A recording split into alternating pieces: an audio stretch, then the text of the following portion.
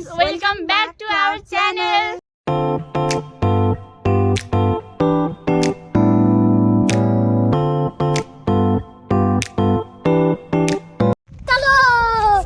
Hello, first of all, really sorry किनकि आज हामी तीनजना मात्रै गइरहेछौँ घुम्न। सो हाम्रो एउटा साथी चाहिँ बिरामी हुनुहुन्छ, त्यही भएर चाहिँ उहाँ चाहिँ हामीसँग आउन सक्नु भएन र प्रमिस नेक्स्ट टाइम चाहिँ उहाँ हामी चारजना नै हजुरलाई कुनै नयाँ ठाउँ घुमाउन लिनेछौँ। अहिले हामी छिना गाउँमा छौँ। अहिले हामी गुम्बा जाने क्रममा हामी छिना गाउँको तपाईहरुलाई दृश्य देखाउँदैछौँ। हेर्नुहोस् छिना। Oh my God! Wow!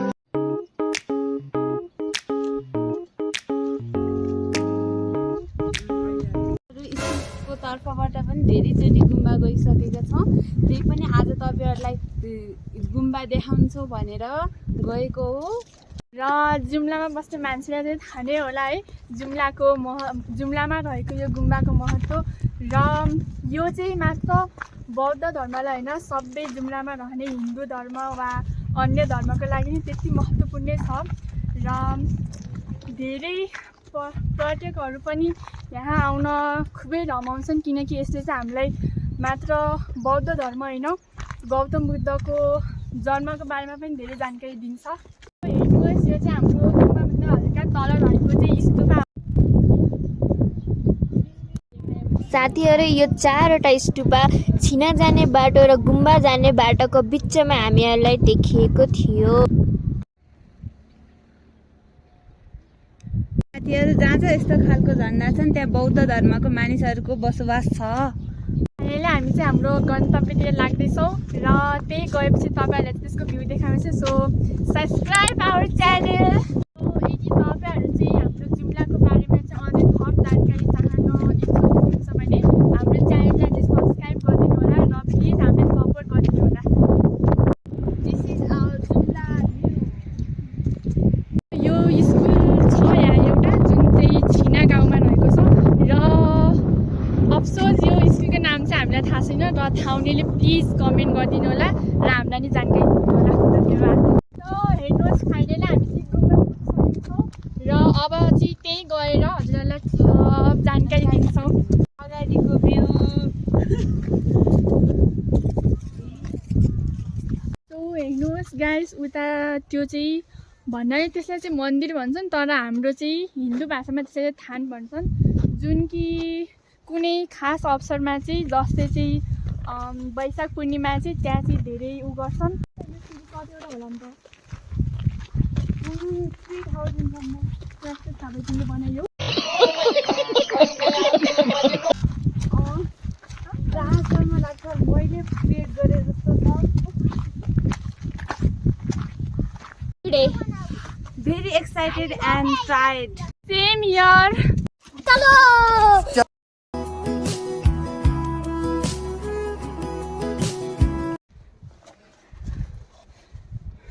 हेर्नुहोस्, फाइनली हामीहरू चाहिँ यत्रो सिडी चढेर माथि आइसकेको। हेर्नुहोस्, जुम्लाको चाहिँ वडा कार्यालय जहाँ चाहिँ विभिन्न सरकारी कार्यहरू हुन्छन्। कति राम्रो फुल छ यो फुलको नाम थाहा भएको मान्छेले कमेन्ट डाउन। फाइनली गुम्बा पुगिसकेका छौँ र तपाईँ हेर्न सक्नुहुन्छ। आज शनिबारको दिन भएर होला, तर लास्ट धेरै मान्छे छन् यहाँ। यसो त कहिले नै हुन्थेन, यो फर्स्ट टाइम देखेँ मैले। हामी चाहिँ तपाईँलाई गुम्बाको सबै वरिपरि सबै देखाउँछौँ र तपाईँ हेर्न सक्नुहुन्छ लास्ट धेरै मान्छे छन् यहाँहरू। धेरै फोटो सोसियल मिडियामा धेरै एक्टिभ भएर होला, धेरै मान्छे टिकटकहरू बनाउँदैछन्। हेर्न सक्नुहुन्छ यो गुम्बाको चाहिँ अघिल्लो भागदेखि लिएर पछाडिको भागसम्म चाहिँ यस्तो मूर्तिहरूले सजाएको छ र यहाँ चाहिँ मान्छेहरू आफ्नो मनदेखि नै पैसाहरू दान गर्छन्।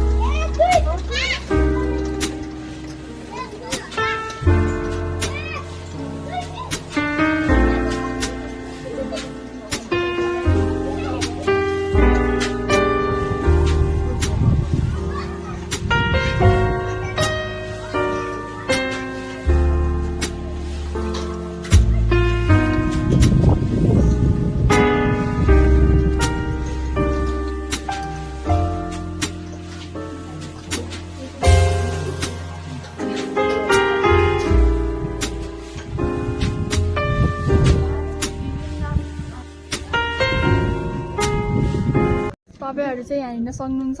तपाईँले थाहा नै होला जुन पनि गुम्बामा जानुहोस् यस्तो चाहिँ घुमाउने नै हुन्छ र काठमाडौँ चाहिँ योभन्दा नै ठुलो छ र बौद्ध धर्मको अनुसार चाहिँ यो घुमाउँदा चाहिँ मानिन्छ कि मान्छेले चाहिँ आफ्नो जीवनमा गरेको चाहिँ जुन पापहरू हुन्छ त्यो चाहिँ धुलिएर चाहिँ त्यो चाहिँ गएर चाहिँ त्यसले चाहिँ धर्म वा पुण्य कमाउँछ। सो त्यही भएर मान्छेले जो यहाँ आउँछन् त्यो चाहिँ एकचोटि घुमाउँछन् नि, हामी पनि घुमाउँछौँ।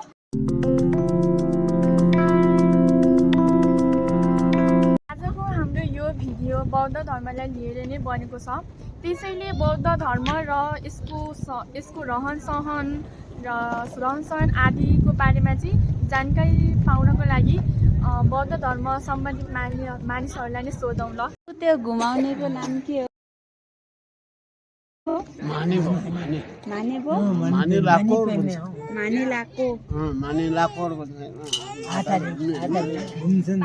अनि त्यो घुमाएपछि हामीहरूको पाप पनि हल्का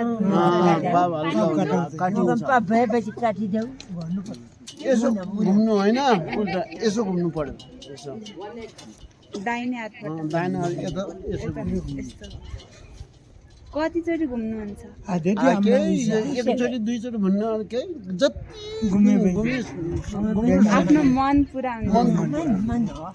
मनले मध्याहमा पुऱ्याइदेऊ राम्रो छ। मुनमा यसो राख्नुपर्छ। त्यसको महत्त्व के छ? महत्त्व छ, किन छैन छ यसको। किनभने परिजुनको आम्नाको अनि आफ्नो मान्छेको जिउनु पाऊँ भनेर त्यो भगवान्को नाम लिएर होइन, भगवान् गुरुजीको नाम लिएर शिवजीको के अरे हामी भन्छ तपाईँले क्या भन्छ, हामी त चानेस भन्छ होइन। यहाँ माथि छ त चार राजावाला छ त मूर्ति, त्यो चारवटा त्यो सम्झाउनु पर्छ। माने भन्नुलाई यो माने यो 108 जना हुन्छ है। अनि यो यसो गरेपछि पाप काट्छ। तर यो पनि मान्छेले अब मुन खुल्ला गर्ने, मनमा पाप गरेपछि यो भने भने जति भनेमा केही फाइदा छैन, त्यो घुमे पनि केही फाइदा हुँदैन। तर मुन पापी भएपछि, मुन धर्मी भएपछि एकचोटि घुम्यो भने धर्म हुन्छ होइन। यो 108 हुन्छ। यो 8को 100 दाना यो जबे पनि जति जबे फाइदा हुन्छ, धर्म हुन्छ। मुन धर्मी भएपछि, मुन पापी भए जति गर केही हुँदैन। यो चाहिँ मात्र बौद्धले होइन, जुन धर्म पनि गरे हुन्छ है।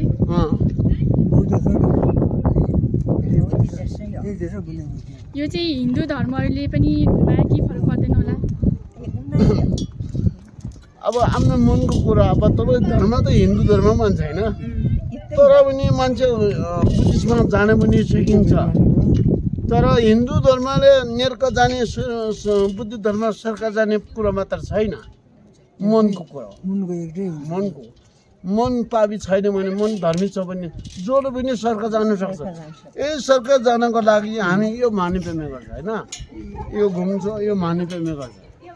आफ्नो परिजुनु या यही जुनु गएपछि सर्क जानको लागि यही कुरो राम्रो पाउनु।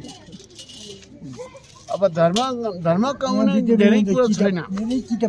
मान्छेले के भनेपछि बाटो सिक्यो भने धर्मै हुन्छ। अनि बाटोको त्यो ढुङ्गो फाल्यो भने धर्मै हुन्छ। बाटो भत्केको छ भने त्यो ढुङ्गो चिन्यो भने धर्मै हुन्छ।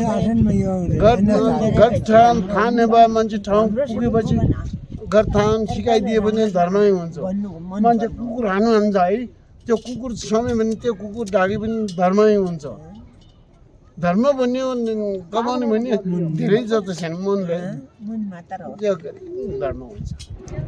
धन्यवाद यसको लागि जानकारी दिएकोमा।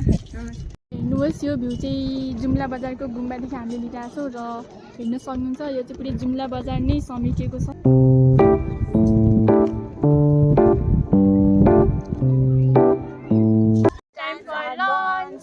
साथीहरू लन्चमा Frooti biscuit Kurkure current potato and the most important जुम्लाको सबैभन्दा फेमस सेलरोटी।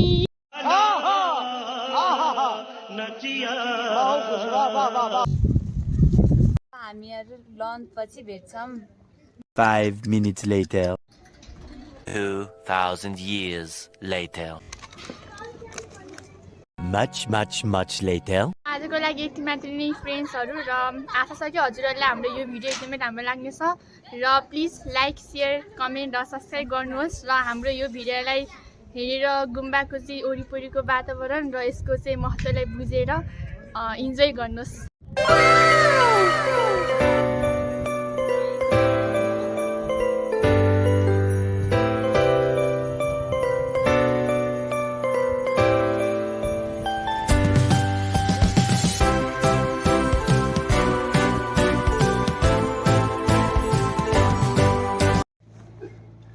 इतना चाहिए और दे दो ना प्लीज।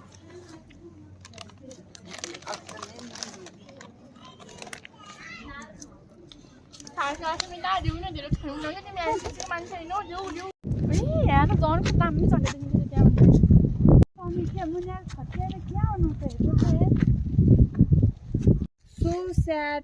हेर्नुहोस् न जुम्लाको मान्छेहरूले फोहोरहरू कस्तो जथाभावी फाल्छन्। यो पानी मैले खाएको छु कि फर्स्ट टाइम मैले जुम्लामा तोरीको खेत देखेँ। मेरो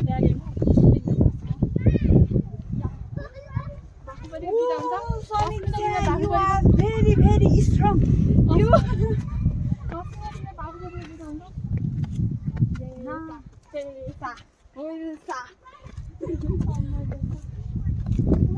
गौरी सलमानको मूर्ति।